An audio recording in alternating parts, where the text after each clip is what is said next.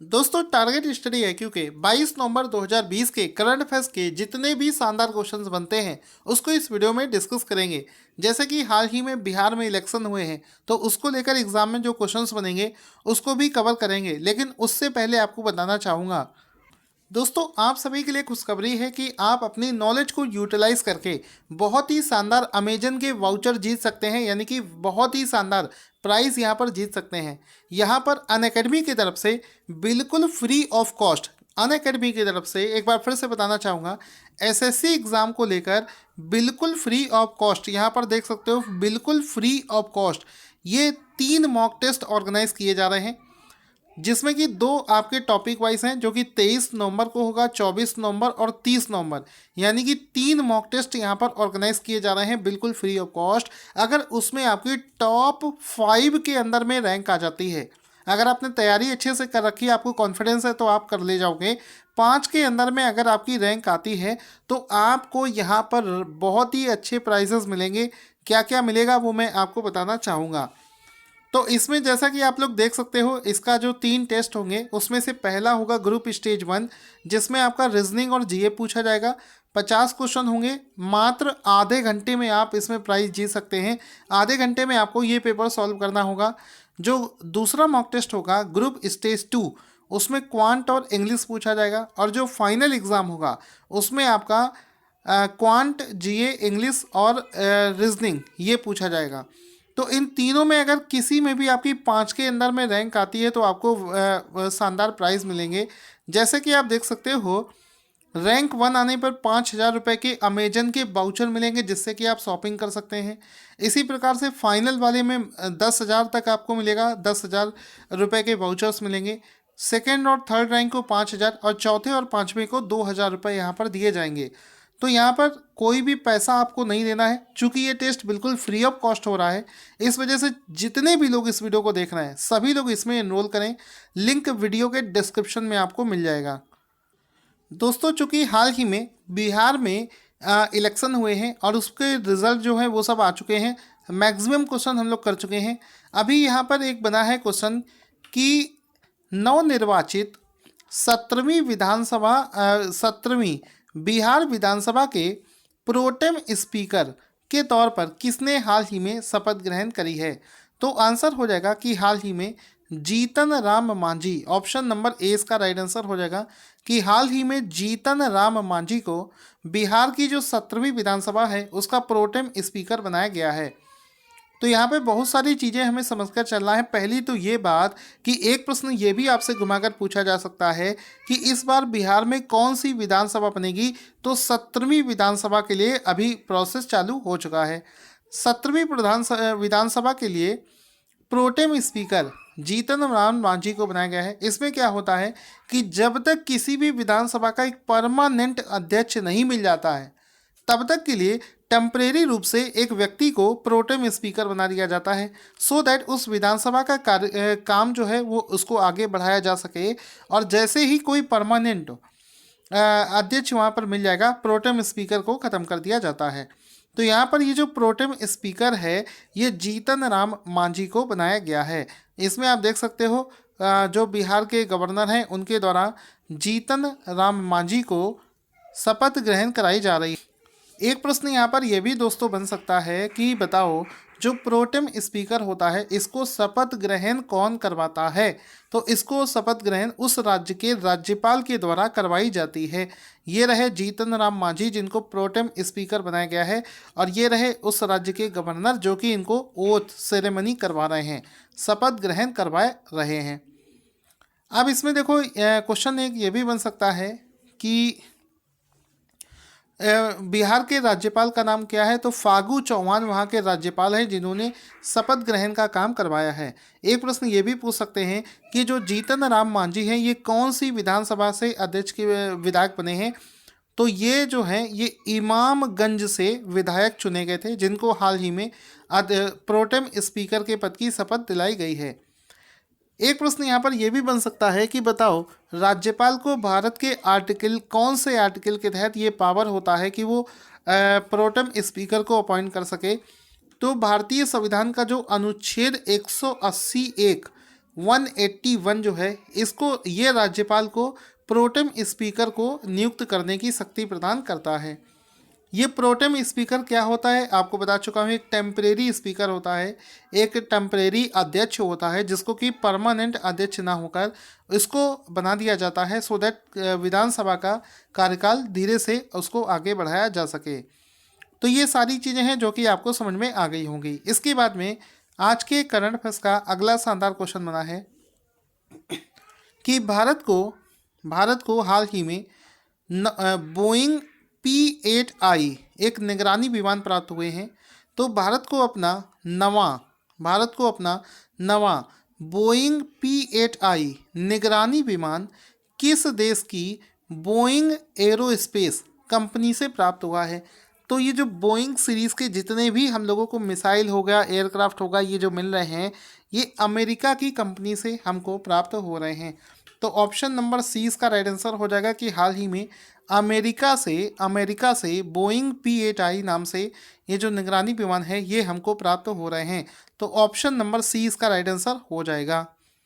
आगे चलते हैं अगले शानदार क्वेश्चन की तरफ।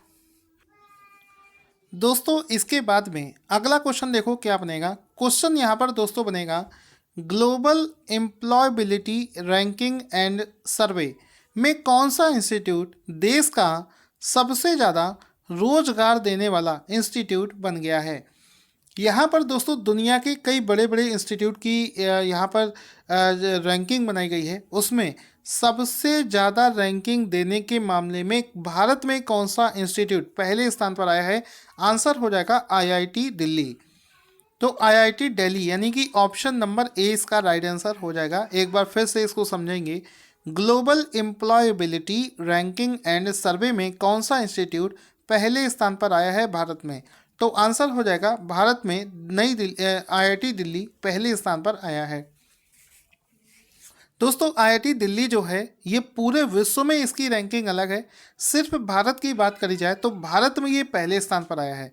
अब इसमें हम लोग इसका जो फोटो देखेंगे इसमें देखो लिखा है कि IIT दिल्ली का फोटो आपको दिख रहा होगा। लिखा है IIT Delhi ranks number 1 in employability in India 27th in the world. यानी कि पूरी दुनिया के कॉलेजों की अगर हम लोग लिस्ट बनाएंगे तो उसमें IIT दिल्ली की रैंक आई है 27। यहाँ पर लिखा भी है मैंने इस चीज़ को कि IIT दिल्ली को दुनिया भर में 27वीं रैंक प्राप्त हुई है। और सिर्फ इंडिया की बात करी जाए, इंडिया की अगर रैंक बनाई जाए तो उसमें वो पहले स्थान पर आता है। इस रैंकिंग को टाइम्स हायर एजुकेशन के द्वारा तैयार किया गया है। यहाँ पर आप देख सकते हैं टाइम्स हायर एजुकेशन THE इसके द्वारा इस रैंकिंग को प्रिपेयर किया गया है। इसके बाद में भारत में और कौन कौन से ऐसे इंस्टीट्यूट हैं जिन्होंने इसमें अपना स्थान बनाया है। तो IISc बेंगलुरु का नाम आता है। IIT दिल्ली के बाद में उसने इस ग्लोबल रैंकिंग में 71th रैंक प्राप्त करी है। किस मामले में? एम्प्लॉयबिलिटी के मामले में, यानी कि रोजगार देने के अवसरों के मामले में। इसके अलावा भारत की प्राइवेट यूनिवर्सिटीज़ की बात करी जाए तो MIT यूनिवर्सिटी को इस लिस्ट में पहला स्थान प्राप्त हुआ है। तो ये प्राइवेट यूनिवर्सिटीज़ में MIT यूनिवर्सिटी को अच्छा स्थान मिला है।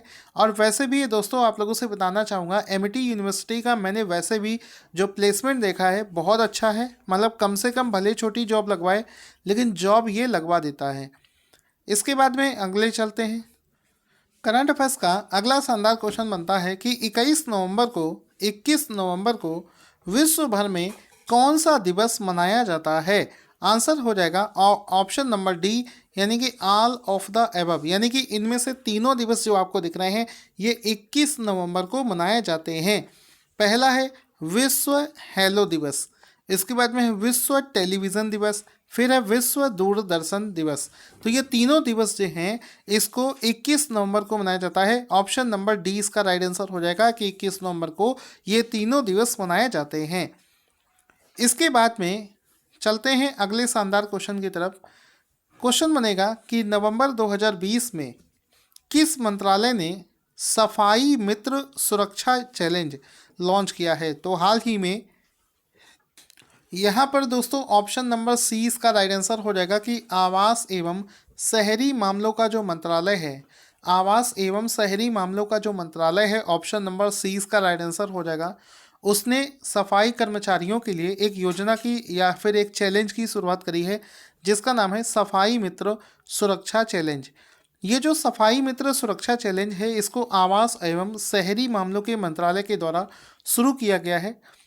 तो ऑप्शन नंबर सी इसका राइट आंसर हो जाएगा। इसमें आप देख सकते हैं लिखा है सफाई मित्र सुरक्षा चैलेंज। इस चैलेंज के तहत क्या करना होगा, नाम से ही आपको पता चल रहा होगा कि सफाई मित्र सुरक्षा यानी कि जो सफाई करने वाले लोग होते हैं, जो गटर की सफाई करते हैं, नाले की सफाई करते हैं और भी जो सेप्टिक टैंक वगैरह की सफाई करते हैं, तो उसके जो सफाई करने वाले कर्मचारी होते हैं उनकी सुरक्षा को लेकर ये योजना है जिसको हाल ही में आवास एवं शहरी मामलों के मंत्रालय के द्वारा शुरू किया गया है। तो यहाँ पर सारी चीज़ें देखो लिख भी रखी हैं कि जो सेफ्टी टैंक होते हैं, सीवेज का टैंक होता है, उसके सफाई करने वाले लोगों की सुरक्षा सुनिश्चित करना हमारा कर्तव्य बनता है, जिसके तहत इसको शुरू किया गया है। इसके बाद में करंट अफेयर्स का अगला शानदार क्वेश्चन बना है कि एक दुनिया का एक देश है, वैसे तो इसका नाम बहुत कम सुना होगा, मोल्दोवा। तो मोल्दोवा देश की पहली महिला प्रेसिडेंट कौन बनी है? चूंकि पहली बार किसी महिला को वहाँ का प्रेसिडेंट बनाया गया है, इस वजह से ये क्वेश्चन इंपॉर्टेंट लग रहा है। तो मोल्दोवा देश की जो पहली महिला प्रेसिडेंट बनी है वो बनाई गई है माइया सैंडू। ऑप्शन नंबर सी इसका राइट आंसर हो जाएगा। माइया सैंडू को इस देश की नई प्रेसिडेंट बनाया गया है, जो कि वहाँ की पहली महिला प्रेसिडेंट बनेगी। तो option number C will be the right answer, Maia Sandu will be the right answer. दोस्तों चूंकि बड़े दिनों के बाद क्या पहली बार इस देश का नाम आया है, तो इसका पूरे वर्ल्ड के मैप में कहाँ पर स्थित है वो देख लेते हैं। यूरोप में आपको ये छोटा सा जो देश दिख रहा है ये है मोल्डोवो, जिसकी बात यहाँ पर हो रही है। इसके बाद में करंट अफेयर्स का अगला क्वेश्चन बनेगा कि खबरों में चल रही प्रधानमंत्री एफएमई योजना पीएमएफएमई स्कीम जो है किस मंत्रालय के अंतर्गत लॉन्च करी गई है?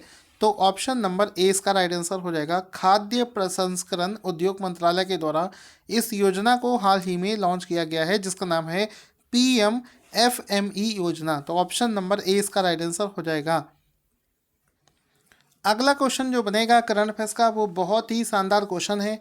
जब तक 5-6 महीने तक आप एग्ज़ाम देंगे तो समझो कि आपको ये क्वेश्चन डेफिनेटली मिलना है। क्वेश्चन बनेगा कि फिक्शन के क्षेत्र में फिक्शन के लिए बुकर पुरस्कार 2020 बुकर प्राइज 2020 किसे प्रदान किया गया है? मोस्ट इंपॉर्टेंट क्वेश्चन एग्जाम में पूछा जाता है।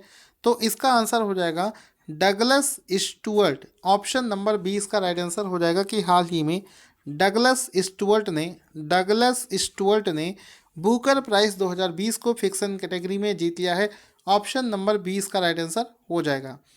इसमें आप इनका फोटो भी देख सकते हैं, जो यहाँ पर लिखा है बुकर प्राइज 2020 डगलस स्टुअर्ट्स नॉवेल जिसका नाम है सुगी बेन विंस। तो डगलस स्टुअर्ट का एक नॉवेल है बहुत ही शानदार जिसका नाम है सुगी बेन, उसकी वजह से इनको ये पुरस्कार प्रदान किया गया है। तो ये नॉवेल भी आपको यहाँ पर दिख रहा होगा सुगी बेन, जिसकी वजह से इनको इस अवार्ड से सम्मानित किया गया है।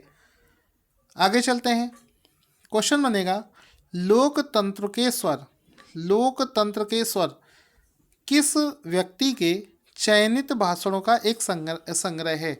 तो आंसर हो जाएगा ये भारत के जो प्रेसिडेंट हैं श्री रामनाथ कोविंद जी के जो स्पीचेस हैं उसके भाषणों का कुछ महत्वपूर्ण जो अंश हैं वो हैं लोकतंत्र के स्वर, और इसको हाल ही में राजनाथ सिंह के द्वारा लॉन्च किया गया है। तो इसमें आप देख सकते हैं लोकतंत्र के स्वर जो है ये प्रेसिडेंट रामनाथ कोविंद के प्रमुख भाषणों का यहाँ पर संग्रह किया गया है। तो ये इसका राइट आंसर हो जाएगा।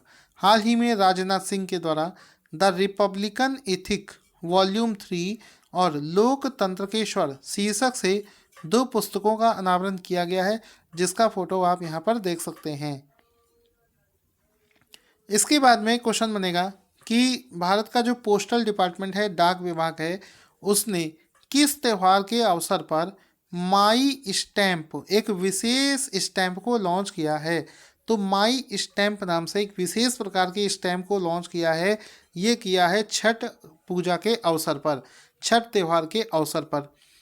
तो ऑप्शन नंबर सी इसका राइट आंसर हो जाएगा, माई स्टैम्प। यहाँ पर इसका फोटो देखेंगे, union minister Ravishankar Prasad releases my stamp on the Chhath Puja, Chhath Puja के अवसर पर इसको लॉन्च किया गया है। इसका फोटो भी देख सकते हैं, लिखा है माई स्टैम्प, और इसको हाल ही में रविशंकर प्रसाद जी के द्वारा रिलीज किया गया है। दोस्तों आज का क्वेश्चन जिसका आंसर आपको देना है, क्वेश्चन बनेगा नवंबर 2020 में विजयनगर को कर्नाटक के कौन से जिले के रूप में मंजूरी प्रदान कर दी गई है। तो आंसर आपको कमेंट बॉक्स में लिखकर बताना है। साथ ही साथ में अगर आपको वीडियो अच्छा लगा है तो इसको लाइक और शेयर करना ना भूलें। वीडियो को लाइक करें, शेयर करें।